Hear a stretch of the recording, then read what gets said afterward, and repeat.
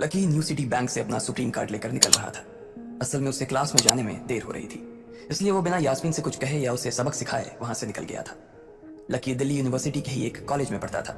जैसे ही वो कॉलेज के अंदर दाखिल हुआ, उसके पैर एक कीचड़ से भरे गड्ढे में पड़ गए। ओह शिट, उसने अपने आप से कहा और अपने जूतों को पास की सड़क पर साफ करने लगा। वो कॉलेज एडमिनिस्ट्रेशन के दफ्तर की ओर देखकर उसे कोस रहा था। कॉलेज की सड़कों पर इतने सारे गड्ढे हो गए थे, लेकिन वो लोग एक भी गड्ढा नहीं भरवा रहे थे। जब भी लकी इस चीज की कंप्लेन करने के लिए वहां जाता, तो वो इसे ये कह देते कि फंड ही नहीं है। उसने जैसे तैसे अपना जूता तो साफ कर लिया था, लेकिन वो अपनी पैंट पर लगे कीचड़ के दाग को साफ नहीं कर पाया था। वो बाथरूम की ओर जा पाता, इतने में क्लास की घंटी बज गई। वो भागते हुए क्लास में पहुंचा। उसने दरवाजे के बाहर से ही देखा कि प्रोफेसर कमलनाथ मिश्रा पोडियम पर आ गए थे और उन्होंने आज के लेक्चर की शुरुआत भी कर दी थी।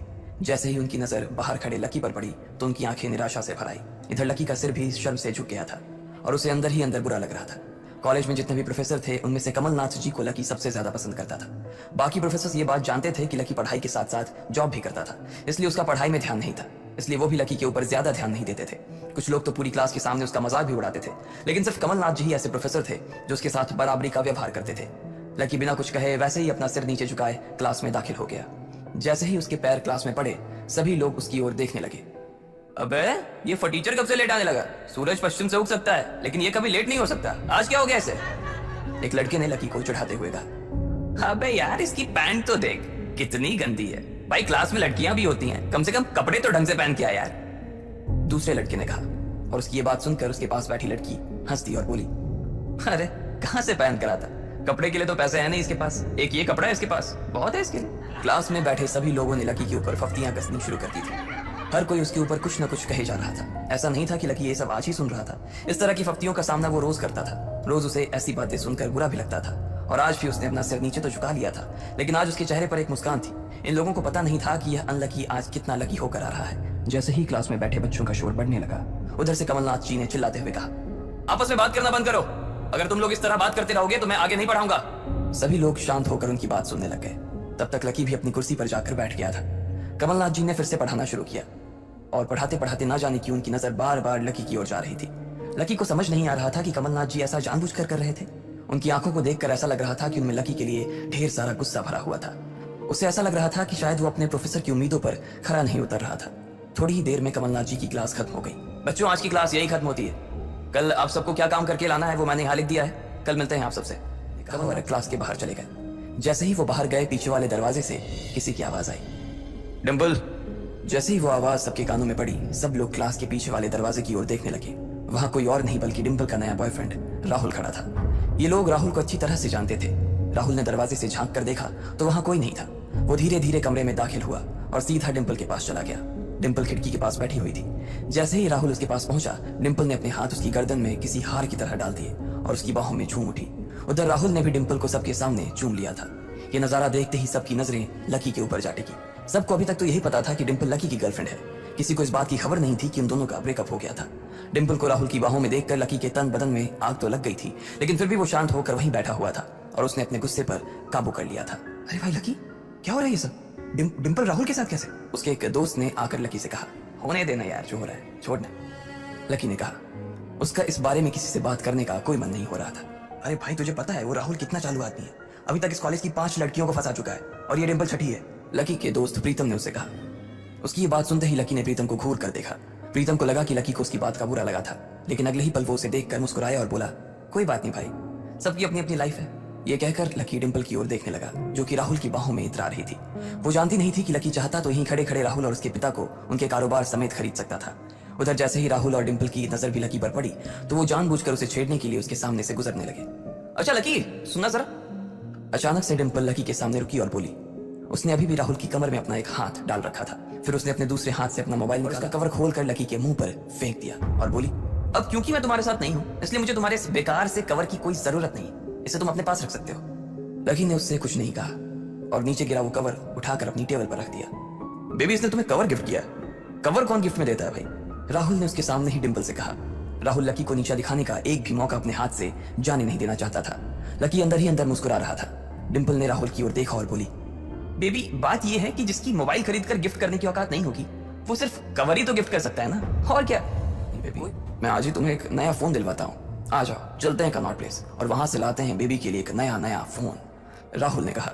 लकी का मन तो यही कर रहा था कि वो जोर से राहुल के ऊपर हंसे, लेकिन उसने अपनी हंसी को रोक लिया था। हाँ बेबी, हमने एक पहले नया फोन खरीदेंगे और फिर उस फोन की पार्टी भी करेंगे, और उसके बाद आज, डिम्पल ने कहा और राहुल के चेहरे पर उंगलियां फिराने लगी। राहुल भी और लकी भी उसके इशारे को समझ गए थे। लकी जानता था कि ये सब सिर्फ उसे चिढ़ाने के लिए वो कर रही थी, लेकिन लकी को खुद के लिए नहीं बल्कि डिम्पल के लिए बुरा लग रहा था। वो मन ही मन ये सोच रहा था कि अगर डिम्पल बस थोड़ा सा और इंतजार कर लेती तो आज लकी उसके लिए फोन की पूरी दुकान खरीद कर रख देता। भाई ये सब क्या हो रहा है? तेरे सामने ये सब हो रहा है, तू बस मुस्कुराया जा रहा है, गुस्सा नहीं आ रहा तुझे? प्रीतम ने लकी से पूछा। नहीं यार, जो हो रहा है अच्छा ही हो रहा है, जो होता है वो भी अच्छे के लिए होता है, इसलिए चल यार छोड़, लकी ने कहा और फिर राहुल और डिम्पल की ओर देखने लगा। अब उन दोनों की नजर लकी के मुस्कुराते हुए चेहरे पर पड़ी तो वो अंदर से भवक गए। दोनों की दोनों ही ये सब सिर्फ और सिर्फ लकी को जलाने के लिए कर रहे थे, लेकिन वो तो ऐसे बैठा था जैसे उसका और डिम्पल का कोई रिश्ता ही नहीं था। जब अपनी इस बातों का लकी के ऊपर कोई असर होता नहीं दिखा तो डिम्पल राहुल से बोली, बेबी चलो यहाँ से। बेबी नहीं बेबी, हबी। आज से तुम मुझे हबी बोलोगी और मैं तुम्हें बोलूंगा मेरी प्यारी वाइफी, राहुल ने कहा और लकी के सामने ही डिम्पल को चूम लिया। ये देखते ही लकी थोड़ा सा जल भुन तो गया और उसका जवाब भी वो राहुल को देना चाहता था, इसलिए उसने कहा, डिम्पल ये सब क्यों कर रही हो तुम? क्या दिखाना चाहती हो उससे? लकी को डिम्पल का ऐसा रूप देखकर उसी के लिए बुरा लग रहा था। राहुल की किसी बात का तो लकी के ऊपर कोई असर ही नहीं हुआ, लेकिन लकी की इस बात का राहुल को जरूर बुरा लग गया था। उसने गुस्से से अपनी नाक फुलाते हुए कहा, ओए फटीचर, ज्यादा बकवास करने की जरूरत नहीं है। आज के बाद अगर तूने मेरी डिम्पल के बारे में कुछ कहा या उसकी तरफ आंख उठाकर भी देखा ना तो मैं राजपथ पर तेरी परेड करवा दूंगा। रहने दे भाई, उसकी जरूरत नहीं पड़ेगी। मैं खराब चीज ना तो देखता हूँ और ना ही उसके बारे में बात करता हूँ, लकी ने कहा और फिर से प्रीतम की ओर देखकर हंसने लगा।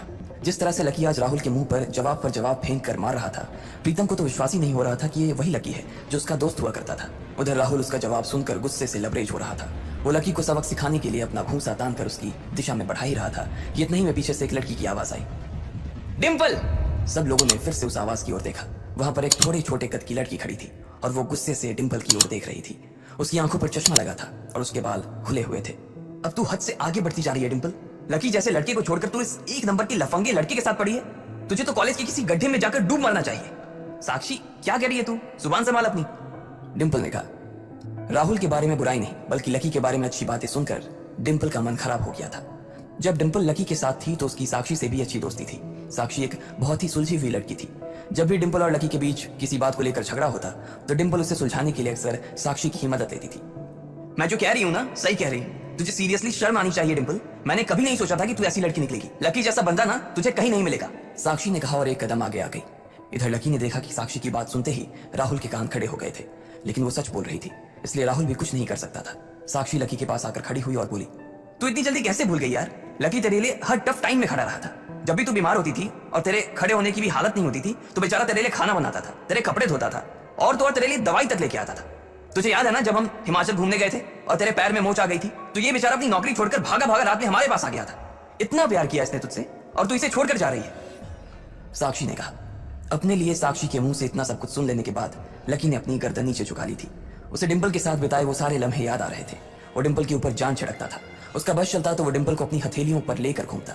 भले ही उस वक्त उसके पास पैसे नहीं थे, लेकिन वो फिर भी डिम्पल की छोटी सी छोटी डिमांड को पूरा करने के लिए अपनी जान लगा देता था।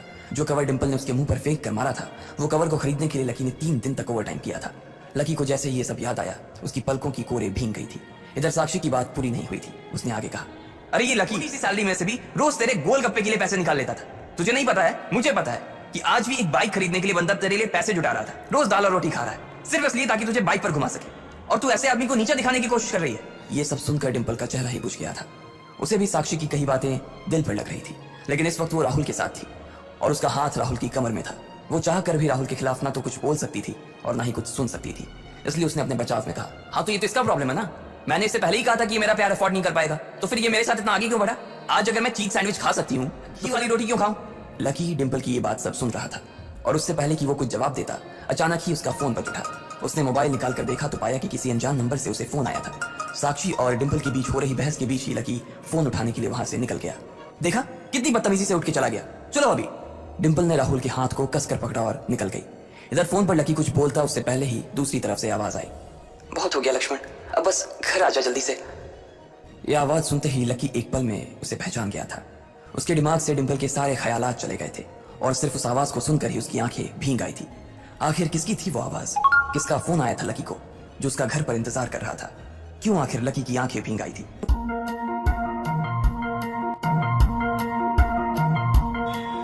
लकी फोन पर उसकी माँ की आवाज पहचान गया था। मैं जल्दी आ जाऊंगा माँ, बस पढ़ाई खत्म होते ही आ जाऊंगा, लकी ने कहा। उसकी आंखें डबडबा आई थी। इससे पहले कि वो आगे और कुछ बोल पाता, उसकी माँ ने कहा, बस अब कितना पढ़ेगा, तो अब जल्दी से आ जा, मैंने तेरे लिए एक लड़की भी ढूंढ रखी है, माँ ने कहा। और ये सुनते ही लकी के होश उड़ गए। वो डिंपल के सदमे से अभी बाहर भी नहीं निकला था और उसकी माँ उसके लिए लड़की ढूंढ रही थी। माँ मैं अभी क्लास में हूँ, आपको थोड़ी देर बाद फोन करता हूँ, लकी ने आगे की बात से बचने के लिए कहा और फोन रख दिया। फिर वो क्लासरूम में आ गया। लकी तुम ठीक हो ना, साक्षी ने लकी के कंधे पर हाथ रखते हुए पूछा। उसे सच में लकी की चिंता हो रही थी। लकी ने उसकी ओर देखा और मुस्कुरा दिया। साक्षी ने हल्के हाथ से उसके कंधे को सहलाया और बोली, देखो वैसे अब इसमें पछताने जैसी कोई बात नहीं है, डिंपल का असली चेहरा हम दोनों के सामने आ गया है। अगर ये थोड़ी देर बाद आता ना तो दर्द ज्यादा होता, इसलिए जो हुआ ठीक ही हुआ। तुम्हें ऐसी लड़की के लिए परेशान नहीं होना चाहिए लकी, कोई जरूरत नहीं है तुम्हें दुखी होने की। लकी ने सिर्फ हाँ में अपना सिर हिलाया और अपनी मुस्कान को और थोड़ा सा बड़ा कर लिया। साक्षी के उसके कंधे पर हाथ रखने की वजह से लकी को अच्छा महसूस हो रहा था। कम से कम उसके आसपास कोई तो था जिस पर वो विश्वास कर सकता था। हाँ यार तू चिंता मत कर, तुझे इस डिंपल से भी अच्छी लड़की मिलेगी, देख लेना, दूसरी तरफ से उसके कंधे को थपथपाते हुए कहा। लकी को अब सचमुच काफी अच्छा लग रहा था। अच्छा चलो आज हम तुम्हारे आजाद होने का ना जश्न मनाते हैं, मैं अपनी तरफ से तुम्हें ट्रीट दूंगी। कॉलेज के बाहर कहीं चलें, कैंटीन का खा खा करना मैं बोर हो गई हूँ, साक्षी ने कहा। हाँ यार कैंटीन से तो मैं भी बोर हो गया हूँ, प्रीतम ने कहा। साक्षी ने उसे घूर कर देखा और बोली, अबे तुम्हें कौन ले जा रहा है? ये सुनते ही प्रीतम को झटका सा लग गया। वो जानता था कि साक्षी बहुत ही साफ और सपाट बात करने वाली लड़की थी, लेकिन एक दिन वो उसकी इसी साफ गोई का शिकार हो जाएगा, उसे अंदाजा नहीं था। नहीं मैं तो खुद भी नहीं जा रहा था यार, मुझे तो निम्मी से मिलने के लिए जाना था, मैं तो बस बता रहा था कि मैं भी बोर हो गया हूँ कैंटीन का खा खा कर, प्रीतम ने अपनी ओर से सफाई देते हुए कहा। हाँ लेकिन ट्रीट तुम मुझे नहीं, मैं तुम्हें दूंगा, पर आज नहीं किसी और दिन। और इस बार हम उस चमन पाव भाजी वाले के पास नहीं जाएंगे, उससे थोड़ी दूरी पर सामने वाली लेन में जो रेस्टोरेंट है ना, सन एंड मून, वहां चलकर खाना खाएंगे, लकी ने कहा और अपनी जगह से खड़ा हो गया। साक्षी ने जब उसके मुंह से सन एंड मून का नाम सुना तो उसके कान खड़े हो गए। उसे उम्मीद नहीं थी कि लकी को डिंपल के जाने के बाद इतना बड़ा झटका लगेगा। जितना पैसा लकी 10 दिन में कमाता था, साक्षी ने सुना था कि सन एंड मून में उतना पैसा सिर्फ एक बार में ही पूरा हो जाता था। उसे विश्वास नहीं हो रहा था कि लकी इतना बड़ा कदम उठा लेगा। वो झिझक कर हंस पड़ी और बोली, हाँ ठीक है, मतलब ठीक है, मैं इंतजार करूंगी। वैसे तुम्हें एक बात बताऊं लकी, मैं ना अभी तक सन एंड मून के अंदर गई नहीं। साक्षी के चेहरे पर हल्की सी शर्म आ गई थी। साक्षी को लगा कि लकी ने सिर्फ जज्बात में बहकर यह बात बोल दी थी कि वो उसे सन एंड मून में ट्रीट देने वाला था, लेकिन उसे मालूम नहीं था कि वो साक्षी को जिंदगी भर भी अगर वहां खिलाता तो भी उसकी जायदाद पर कोई असर नहीं होने वाला था। ठीक है तो फिर मिलते हैं, फिर बाय लकी, साक्षी ने कहा और वहां से निकल गई। इधर प्रीतम और उसके दूसरे दोस्त भी उसे अपने साथ लेकर कैंटीन की ओर आ गए। जैसे ही वो कैफेटेरिया में दाखिल होने वाले थे, अचानक से गर्वित रुक गया। उसकी आंखें उसके फोन पर गड़ी हुई थी और एक पल के लिए फोन को देखने के बाद गर्वित ने कहा, भाई साहब ये अमित ने ग्रुप चैट पर अपनी फजीयत करवा ली यार, खोलो अपना ग्रुप चैट, खोलो अपना हॉस्टल वाला ग्रुप, देखो क्या लिखा है इसने। लकी और प्रीतम ने तुरंत अपना फोन निकाला और हॉस्टल वाला ग्रुप खोल लिया। हालांकि लकी ने हॉस्टल छोड़ दिया था और सिर्फ डिंपल की वजह से वो एक छोटे से कमरे में रहने के लिए आ गया था, फिर भी उसने हॉस्टल का ग्रुप नहीं छोड़ा था और न ही प्रीतम और गर्वित उसे ग्रुप छोड़ने देना चाहते थे। गर्वित की बात सुनते ही तुरंत लकी और प्रीतम ने अपनी जेब से फोन निकाला और देखा, अरे बाप रे कितना बड़ा गधा है ये। लकी ने उन दोनों से कहा। अमित ने उस ग्रुप में एक मैसेज भेजा हुआ था जिसमें लिखा था, दोस्तों आज से तुम्हारा भाई अमित सबके सामने ये ऐलान करना चाहता है कि तुम्हारा भाई फिर से सिंगल से मिंगल हो गया है, सबके सब जल्दी आओ हॉस्टल, आज का लंच तुम्हारे भाई की तरफ से। चलो अच्छा है, किसी को तो लड़की मिली, वैसे भी इसका अकेलापन झेला नहीं जा रहा था, लकी ने कहा। चलो चलो हॉस्टल चलते हैं, सारे की आज जमकर खींचेंगे, प्रीतम ने कहा। गर्वित और प्रीतम तो आगे बढ़ गए लेकिन लकी वहीं रुक गया था। वो उनके साथ आने में थोड़ा सा झिझक रहा था। अबे क्या हुआ, तू क्यों रुक गया, भूख नहीं लगी है, गर्वित ने पूछा। लगी है यार, पर तुम लोग जाओ, मैं यहीं कुछ खा लूंगा, लकी ने अपनी नजर बचाते हुए जवाब दिया। अरे अब यहाँ किसके साथ खाएगा, तेरे साथ खाने वाली तो भी किसी और के साथ खा रही है, इसलिए चलना भाई, हमारे साथ खा लेना, वैसे भी अमित ने पूरे ग्रुप को बुलाया है और पूरे ग्रुप में तू भी तो आता है, प्रीतम ने कहा। हाँ पर लकी के पास इससे आगे कहने को कुछ नहीं बचा था। उसका मन तो उन दोनों के साथ जाने का बहुत कर रहा था, पर वो फिर से हॉस्टल नहीं जाना चाहता था। अब वो हॉस्टल का हिस्सा नहीं रह गया था, इसलिए उसे लग रहा था कि वहां खाना ठीक नहीं था। भाई मुझे मालूम है तू क्या सोच रहा है, लेकिन तुझे मालूम है कि हम क्या सोच रहे हैं, गर्वित ने कहा। क्या सोच रहा है, लकी ने उत्साह में पूछा। प्रीतम और गर्वित दोनों मुस्कुराने लगे और लकी को देखकर बोले, आज के आज ही हम तेरा कमरा खाली कर देंगे, गर्वित ने कहा। क्यों क्यों खाली कर दोगे, लकी ने पूछा। क्योंकि तू फिर से हमारे साथ रहने के लिए आने वाला है साले, प्रीतम ने खुशी हाथ रखा और उसे खींचकर अपने साथ लाने लगा। लकी ये बात सुनकर खुश हो गया था। उसे लग रहा था कि डिंपल के जाने के बाद उस कमरे में वो अकेला हो जाएगा, लेकिन जब उसके ये दोस्त जिंदा थे तब तक वो उसे अकेले नहीं छोड़ने वाले थे। थैंक्स यार, तुम लोग हो तो मैं। इसके आगे लकी कुछ कह नहीं पा रहा था, लेकिन उसकी आंखों में दोस्तों के लिए प्यार साफ नजर आ रहा था। थोड़ी देर बाद जब वो तीनों हॉस्टल पहुंचे तो उन्होंने देखा कि एक लड़का और एक लड़की एक साथ एक पलंग पर हाथ पकड़कर बैठे हुए हैं। अरे अरे तुम लोग वापस आ गए, अमित ने चौंकते हुए लड़की का हाथ छोड़ा और तीनों को देखने लगा। अमित का कद हॉस्टल के बाकी लड़कों से लंबा था। उसका शरीर दुबला और सुडौल था। वो खेल कूद में बहुत अच्छा था। बेबी ये मेरे दोस्त हैं। दोस्तों ये मेरी बेबी, मेरा मतलब है मेरी गर्लफ्रेंड है रोशनी, म्यूजिक सीख रही है, अमित ने कहा और रोशनी ने सबको हाई किया। फिर अमित बोला, रोशनी, गर्वित, प्रीतम और लकी। लकी अब हमारे साथ नहीं रहता लेकिन हमारे दिल में अभी भी जिंदा है लकी, है ना लकी? अमित ने थोड़े मजाकिया अंदाज में कहा। हाँ अमित भाई, पहले नहीं रहते थे लेकिन अब भाई साहब हमारे साथ फिर से रहने के लिए आ रहे हैं, इसलिए आपने इनके बिस्तर पर जो वे प्रोटीन के डब्बे जमा रखे हैं ना, उन्हें जरा हटा लीजिए, गर्वित ने कहा। यह सुनते ही अमित का चेहरा खुशी से खिल गया। वो चाहता तो यही था कि लकी, जो कि उन सबकी जान था, वापस आ जाए, लेकिन वो ऐसे अचानक से वापस क्यों आ रहा था इस बात का उसे अंदाजा नहीं था। इसलिए उसने पूछा, पर क्या हुआ भाई, लैंडलॉर्ड से लड़ाई वड़ाई हो गई क्या? नहीं यार ऐसा कुछ नहीं है, लकी ने धीमी आवाज में कहा। प्रीतम समझ गया था कि लकी को आगे की बात करने में शर्म आ रही थी, इसलिए इससे पहले कि अमित आगे कुछ बोलता, प्रीतम ने उसका बचाव करते हुए कहा, अरे भाई लाइफ है, कभी धूप कभी छांव, चलता रहता है, तू ज्यादा सवाल मत कर यार, पलंग खाली कर यार जल्दी, प्रीतम ने कहा और रोशनी की ओर इशारा कर दिया। अमित समझ गया था कि वो उसके सामने इस बारे में कुछ बात नहीं करना चाहता था। अमित ने भी कुछ नहीं कहा और उन पांचों के बीच एक खामोशी छा गई। अमित ने उस चुप्पी को तोड़ते हुए कहा, चलो तो फिर आज रॉबिन्स कैफे पर खाना खाने के लिए चलते हैं, रोशनी की रूममेट भी आने वाली है, तुम्हें और किसी को बुलाना है? लकी तो डिंपल को बुला देना, वो भी आ जाएगी। अमित ने जैसे ही ये कहा, गर्वित और प्रीतम उसे गुस्से से देखने लगे। प्रीतम ने तो अपना सिर ही पकड़ लिया था।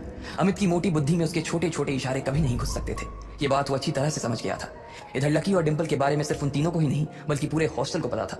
अमित को यह बात मालूम थी कि लकी डिंपल को कभी किसी अच्छी जगह खाने पर नहीं ले जा पाता था, इसलिए उसने सोचा कि उसको ये मौका भी वो अपनी तरफ से ही दे दे। अब इससे पहले कि प्रीतम लकी की खाओ को ढकने की कोशिश करता, उसने खुद ही उसे कुरेदते हुए कहा, अमित मैं और डिंपल अब साथ नहीं है यार। तुम और डिंपल साथ नहीं हो मतलब? ये कब हुआ यार और कैसे? अमित ने लकी से पूछा। उसका मुंह सवाल पूछने के बाद भी खुला का खुला ही रह गया था। अब जो हो गया सो हो गया ना यार, सब आज ही जानना है क्या तेरे को? गर्वित ने उसे फटकारते हुए कहा। अमित समझ गया था कि इस बारे में बात करने के लिए सही मौका नहीं था। अमित हमें निकलना चाहिए यार, मेरी रूममेट्स का मैसेज आया है कि वो लोग निकल चुकी हैं। वो लोग पहले से ही बहुत भूखी हैं और अगर हमने उन्हें वेट कराया ना तो वो मुझे ग्रिल करेंगी यार, रोशनी ने कहा। हाँ अब ऐसा है तो प्रीतम जी, गर्वित जी और लकी जी, आप अपने अपने कपड़े बदलो। प्रीतम तू लकी को कुछ बढ़िया से दे देना यार, और प्लीज सब लोग जल्दी तैयार हो जाओ, हम लोग बाहर इंतजार कर रहे हैं, अमित ने कहा और रोशनी का हाथ थाम कर बाहर आ गया। इधर प्रीतम ने कमरे का दरवाजा बंद कर लिया था। अमित और रोशनी कमरे के बाहर थे, जहां अमित बार बार कमरे के दरवाजे की ओर देख रहा था। वहीं रोशनी अपने हाथ बांधे और मुंह फुलाए बरामदे के उस पार देख रही थी। जब अमित की नजर रोशनी पर पड़ी तो वो समझ गया कि कोई तो बात थी। जिस तरह से वो हाथ बांध कर खड़ी थी उससे साफ समझ आ रहा था कि रोशनी को किसी बात पर तो गुस्सा आ रहा था। क्या हुआ बेबी, कुछ हुआ है क्या? अमित ने पूछा। नहीं कुछ नहीं यार, बस ऐसे ही, रोशनी ने कहा और अपना चेहरा दूसरी ओर घुमा लिया। बोलो ना बेबी, क्या हुआ? मेरी कोई बात बुरी लग गई क्या आपको? अमित ने फिर से पूछा।